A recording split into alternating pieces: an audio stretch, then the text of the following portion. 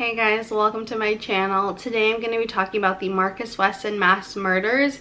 Marcus Wesson is a man convicted of killing 9 of his children and grandchildren, but the case is much more dark and sinister than that. After the murders took place, a lot of disturbing details emerged, and that is what we'll be talking about in this video. The reason why I wanted to talk about this case is because this case hits home for me, literally because it happened in my hometown of Fresno, California in 2004. I was about 9 years old when the murders took place, and my mom actually worked very, very close to the home where these children were killed. And as you saw by the title, I do have live footage of that murder site. And I do have some information regarding what they did with the home, what they plan to do with that land, but that along with the footage will be at the end of this video. So before I go on any further, I just want to put a little disclaimer here.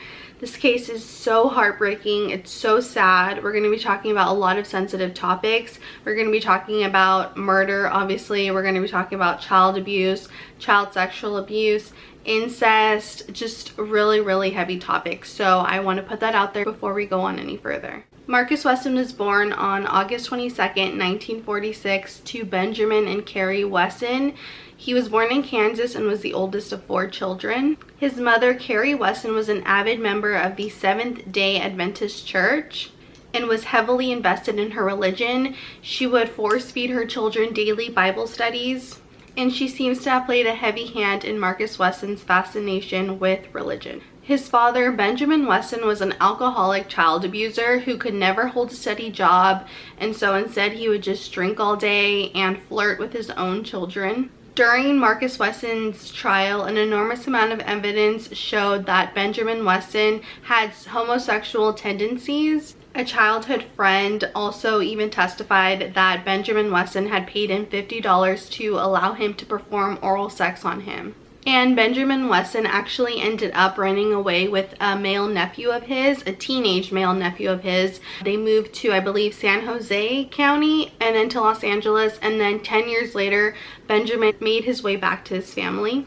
By the 1960s, Marcus Wesson and his family relocated to San Bernardino, where he attended Fremont Junior High School. When interviewing people who knew him as a child, a lot of them said he was a pretty normal kid. He was always a friend to everybody. He was really into trains. Him and a friend would watch trains go by their house. But eventually he ended up dropping out of high school because he didn't have enough credits to graduate.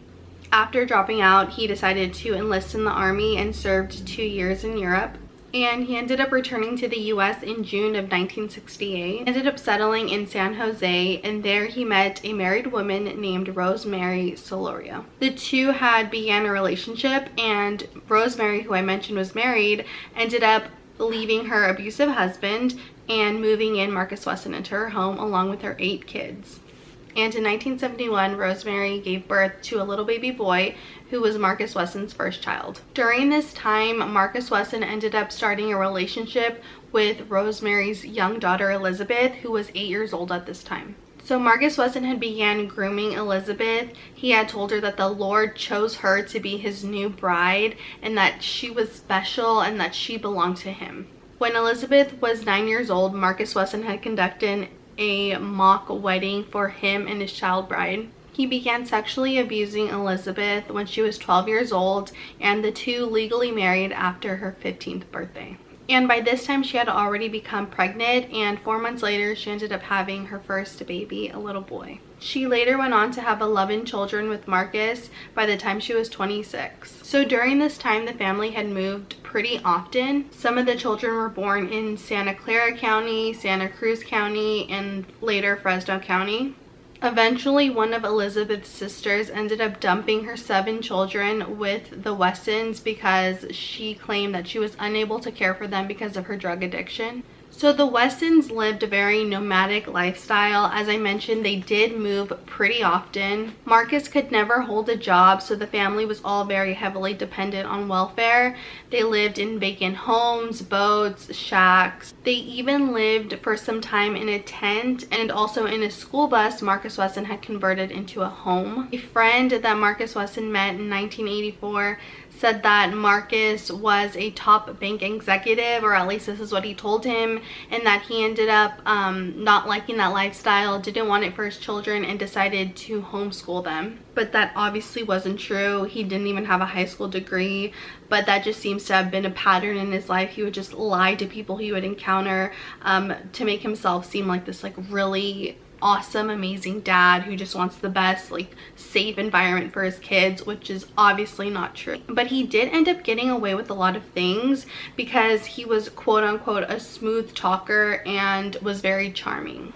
But it all did catch up with him in 1989 when he was convicted of perjury and welfare fraud. And county authorities said that he was overpaid $20,000 in food stamps. So he basically worked the system as best he could. He was lazy, didn't want a job. And even though he was able to scheme the government out of a lot of money, he didn't use it any of it towards his children. And a lot of the time they were left scavenging for food in trash cans while he would go out to McDonald's and fast food restaurants and just indulge in all of the food. So now let's get into the brainwashing of his children. Marcus Wesson was a cult leader of his own family. He was very abusive towards his wife, Elizabeth, and his children. He prevented Elizabeth from having any control in the children's upbringing. He really wanted to control them in any and every aspect he could. So he did homeschool his children, but he taught them out of his own handwritten Bible, which focused on Jesus being a vampire and that he was actually a god, and that his children were to refer to him as Lord and Master. He taught his children that society was filled with sin and shielded them from the outside world.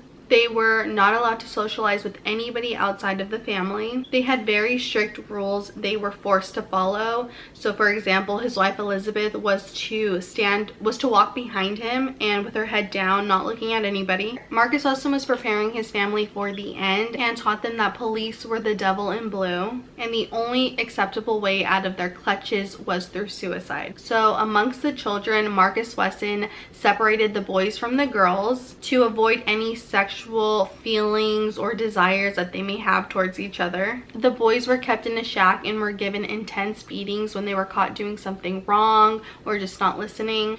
For example, one of Marcus Wesson's sons actually recounted a time when he had snuck a spoonful of peanut butter and got a 30-day beating because of that. And the girls were taught loving from Marcus. He instructed them on sexual techniques and on how to perform oral sex. He had an order that he would go through, and I'm sure you know where I'm going with this. He ended up starting incestuous relationships with his daughters and nieces. This is gonna get pretty graphic, but he would begin by fondling their breast and their genitals, and then he would teach them about oral sex, and then move on to just full-on intercourse with these young girls. He told these young girls that he was the only man allowed to touch them because they were chosen to him by God, and that they were all to become his wives. And he tried to justify these disgusting actions by telling them that this is a way a father shows affection to his daughters. Wesson forced them to participate in mock ceremonies like he did with Elizabeth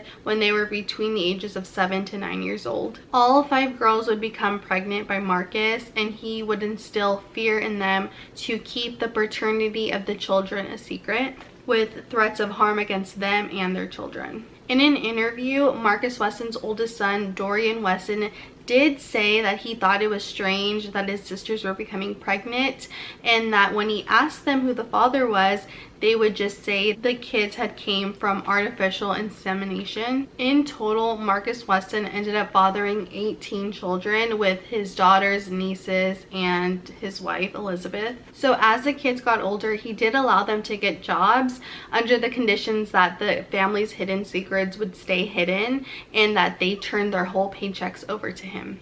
Eventually, the family did move to Fresno. They lived in an office that had been converted into a home. So prior to the murders, it's alleged that Marcus Wesson had talked about moving his family to Washington. A couple of days before the murders occurred, 2 of Marcus Wesson's nieces, Ruby Sanchez and Sofina Solorio, decided to leave the family. I believe an argument had ensued between the girls and Marcus Wesson, and they had just decided enough is enough. Marcus had warned them if they left that they would not be able to come back even if they begged him for his forgiveness. But despite this warning, both of his nieces did come back, but only to take back their children, and they came along with the support of family and friends. The women shouted and aggressively demanded the release of their kids.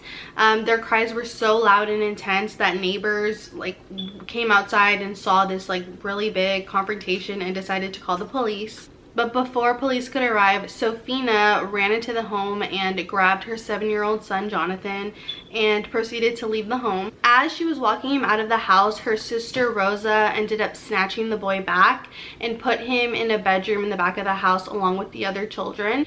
And unfortunately, this was the last time Sofina would ever see her 7-year-old son Jonathan again. Sofina was pushed out of the home, and Marcus Wesson stood at the doorway, not letting her go back in. According to an article, Marcus Wesson's supporters, which were 2 of his daughters, Sabrina and Elizabeth, they were yelling at the girls, calling them a bunch of names and telling them they had to leave. Sabrina Wesson pointed at her father's feet and told Ruby to bow down to her master before she ran back into the bedroom with the children. So around 2:30, a police officer pulls up, and he initially took this call as just a child dispute case. According to many accounts, Marcus Wesson was very calm and collected during this altercation. The women were shouting, but he seemed the most composed one out of all of them, and so the officers really had no reason to think that anything would happen. Although he didn't invite officers into the home, and legally officers could not enter the home without his permission, warrant, or a fear for public safety, the officers had no reason to believe that this altercation would turn dangerous and especially not deadly. So when Marcus Wesson turned back around to go into the home to say goodbye to the children, because he was supposedly, according to what the officers understood, he was going to allow them to leave, they didn't think anything of it. They allowed him to go back because, again, Marcus Wesson showed no indication, no sign of being dangerous. They figured that that would be the end of the dispute. This unfortunately was not the case. Marcus Wesson had locked the door behind him and had orchestrated this suicide pact along with his 2 daughters, Sabrina and Elizabeth, and an 80-minute standoff between police and Marcus Wesson had ensued. So this part's a little unclear. There were conflicting reports on whether gunshots were heard or not. A lot of the people around the area that were watching this all go down said that they heard gunshots, while all the officers denied hearing anything. Eventually, Marcus Wesson did reappear, but this time he had blood-stained clothing, and of course this was enough for police to rush in and arrest him. Marcus Wesson was apprehended immediately, which gave officers the go to go into the home to look for the children. Officer Eloy Escareno was one of the first officers to enter the home, and he recounts walking into the house. It was a really dark, dim hallway. He had his gun drawn and he was calling for the children to come out of their hiding spots. As Officer Escareno continues walking down the hallway, he notices caskets up against the wall. He continues walking, and officers behind him are searching each room, again, guns drawn, looking for any sign of any children. He approaches this back bedroom and sees a bloodbath.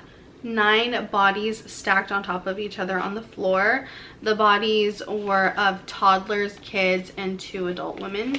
The bodies were still warm, so Officer Escareno yelled for an ambulance and was grabbing each of the victims' arms, searching for a pulse. Unfortunately, there were none. The victims were later identified as 25-year-old Sabrina, 17-year-old Elizabeth, 8-year-old Ilabel, 7-year-old Aviv, 7-year-old Jonathan, 4-year-old Ethan, 2-year-old Sedana, 2-year-old Marshy, and 1-year-old Jeva, all of which were Marcus Wesson's children/grandchildren. Each victim suffered 1 gunshot to the right eye, and the bodies had been stacked youngest to oldest. This horrific scene caused a lot of the responding officers to seek counseling in an attempt to erase the images they saw that day. And of course, the surviving family members were in disbelief. They were grief-stricken. However, not everyone was shocked. The two nieces that had went back for their children were saying during the altercation to the police, he's gonna hurt the children, he's gonna hurt them. And as I had mentioned earlier, he did toy with the idea of suicide with his family. That was the only way they would all go. He was not gonna let their family be broken apart. Marcus Wesson was held at the Fresno County Jail and was charged with 9 counts of murder and 46 counts of sexual abuse, including rape and molestation of his daughters and nieces. During his 3-month trial, around 50 witnesses took the stand to testify. Some were childhood friends, his sister, Elizabeth, his first wife, and their son and daughters. So during the trial, Marcus's defense team argued that Sabrina, his daughter, was actually the one that pulled the trigger before turning the gun on herself. And according to some of the testimonies, Sabrina did like guns. She was said to have carried some cartridges in her purse. And this defense that Sabrina was the one to pull the trigger was actually supported by expert testimony, because Sabrina and Elizabeth died an hour or 2 after the young victims died. What also supported Marcus Wesson's case was the murder weapon used was a .2 caliber handgun, and that was found near Sabrina's body along with her DNA on the gun. So based on this evidence, the jury declined to find that Marcus Wesson had fired the fatal shots, but they ended up convicting him of murder anyway. They found that he was a co-conspirator in this pact and ultimately the man responsible for the 9 deaths. On June 17, 2005, Marcus was convicted of 9 counts of first-degree murder and 14 counts of raping and molesting his underage daughters and nieces. During Marcus's trial, a lot of his own kids were defending their father. They said he was a wonderful man, he was a loving father, he would never harm anyone. His first wife, Elizabeth, along with some of their daughters and nieces, also felt the same way, and they continued to voice their support for him. Rosa Solorio, one of Marcus's nieces, had 2 of her kids killed during this suicide pact, but she continued to voice her support for him. Even on the witness stand, she wore a necklace that had a gold wedding band that he had given her, and she said that she loved him and still considered herself his wife. Elizabeth, again his first wife, she denied knowing about the sexual relationships that he had with his daughters and nieces. She gave excuse after excuse when asked about when they got pregnant. She didn't ask who the father was because she thought that was rude. And even during the trial, Marcus Wesson had control over Elizabeth. She would look to him to speak, and I believe the prosecutor gave her like an earful of it, like, what the hell are you doing? And about a month later, after he was convicted of the murders and the molestation, he was given the death penalty on July 27th, 2005. He is currently serving his time at the San Quentin State Prison, and he has been for the last 13 years. But his position as a death penalty inmate is being threatened. New governor of California, Gavin Newsom, he gave an executive order to impose a moratorium on the death penalty in California. So essentially just get rid of the death penalty. As years went by, the family was able to better reflect on the abuse that they went through at the hands of their father. They realized that he was very manipulative and deranged. They reflected on how violent he was and how being with him was like being in prison, where any single disturbance or wrongdoing resulted in intense punishments.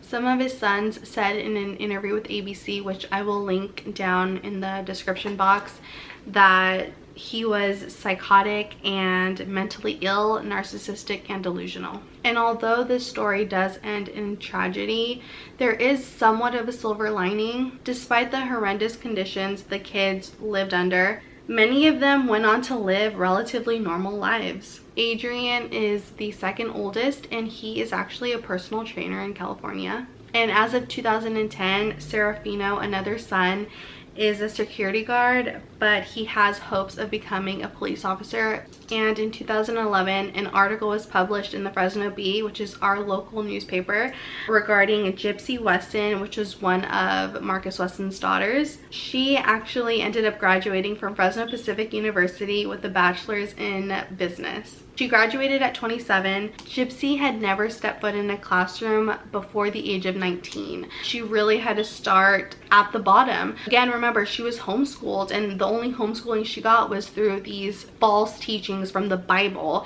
She went to adult school, got her GED, and went to a community college, and then transferred to Fresno Pacific, which is a great university here in Fresno. A degree is hard to come by, and for her to be able to go through such a traumatic experience but like not let that stop her, it was just so inspiring. It made me tear up reading it. I'll link that article below so you could see it and read it, because it's very inspiring. So now I'm going to be talking about the murder site that I visited, so that footage I'll insert right now. So my mom worked on Weber in Belmont, and to go home we lived North Fresno. So I remember we took this road to go home and for my mom to come to work. I remember it was across, Roding Park is over here. I remember there's these train tracks. It might be, oh, it's right here. Wait, I think. Is that what it says? Yep. This is the lot where the Marcus Wesson home used to be. So this is where the Marcus Wesson home once stood, but they ended up tearing it down for obvious reasons. Nobody would want to live in a home like that, I would assume. It was actually an office, and they had converted it into a home.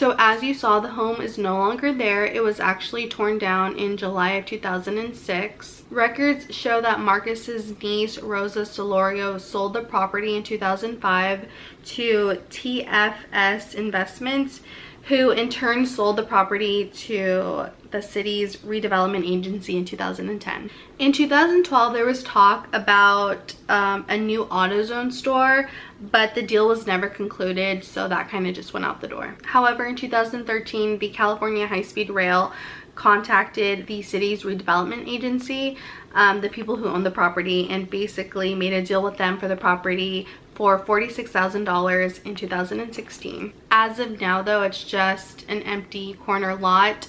There's thick weeds, as you saw, and trash everywhere. It's unfortunate. I felt that this spot could have been used as a memorial to remember those 9 victims. Maybe a nice stone or a beautiful bench, something to remember them by. This is actually, I think, the biggest mass murder in Fresno's history, and for them to just do nothing with it really pisses me off, honestly. Hey guys, so it's a few days later. I wasn't able to finish what I wanted to say because it got really dark, as I'm sure you saw. So I'm just gonna hit those points right now. So I've heard Marcus Wesson be called a master manipulator by some people. He was not a master manipulator by any means. He manipulated young children. His first victim was Elizabeth, who was only 8 years old at the time he started to first groom her. And according to what Elizabeth must have thought, Marcus Wesson was a man her own mother trusted enough to bring into their home. So of course she would believe him and everything he's saying to her. I also wanted to touch on a few points I made earlier in the video. I talked about Marcus Wesson's parents, and the reason why is because I like to look at the big picture when it comes to murder cases like this one. I've learned that criminality is a combination of factors, and Marcus Wesson's parents seem to have played a big role in the person he later became. Again, I'm not saying that his parents are the reason he became this monster, but I do think that they contributed to it. Remember, his mother's whole life was religion and she forced it upon her children. Marcus Wesson's sister did say during the trial that her and her siblings, including Marcus, would play church and Marcus Wesson would always be the pastor. So he was already at a young age fascinated with religion and the power it held over people. His father, Benjamin, was a lazy person. He never held a job. Marcus Wesson never held a job. And Benjamin was interested in young children, specifically young boys. And remember, we had the childhood friend that testified at Marcus Wesson's trial, and we know that Benjamin flirted with his own children. But it is unclear whether he acted out on that flirtation. And I don't think that we would ever know anyways, because it was said that Marcus Wesson was ashamed of his father's bisexuality. And according to an article during the childhood friend's testimony, Marcus Wesson was seen shaking his head at the accusations made against his father. So we see how Benjamin had this thing for young kids, and so did Marcus Wesson. So that is why I included the background information on his parents. Thank you for watching this video. The reason why I started my channel is because I have this really big interest in watching these kinds of videos, and true crime is just my passion. I love learning about different cases, but I don't have anybody in my life who finds these types of cases interesting enough to talk about. So I really wanted to make my channel to be able to find this community where we could share our thoughts and how we feel about these cases. I know for me, it really upsets me when I see cases involving children, especially anybody, but in particular children.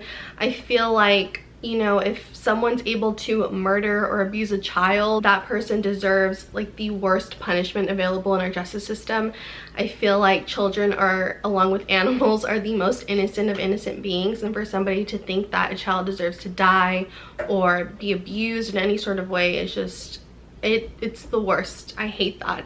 I've always been a strong believer of the worst punishment should be towards sex offenders, people who do anything to children, and I'd like to hear what you guys think. I feel like our justice system doesn't do enough for people who do horrible things to children. Again, thank you so much for watching, and I'll see you in my next video.